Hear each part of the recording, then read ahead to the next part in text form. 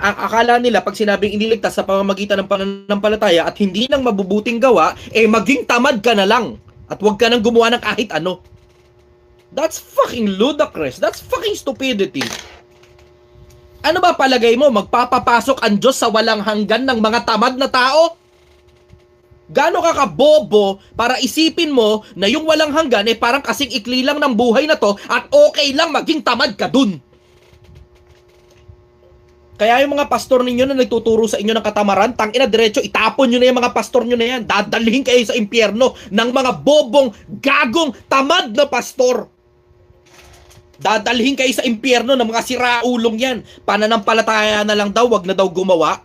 Hindi na daw kailangan gumawa ng mabuti, kailangan lang manampalataya lang kay Lord Jesus Christ.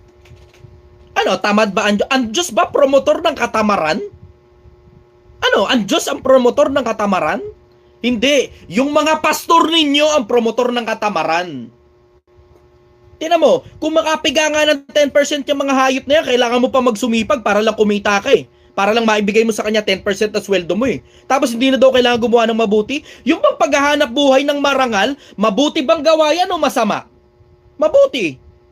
Hindi na pala kailangan gumawa ng mabuti, huwag ka na rin magtrabaho. Bobo, putang ina. Bobo, tang ina.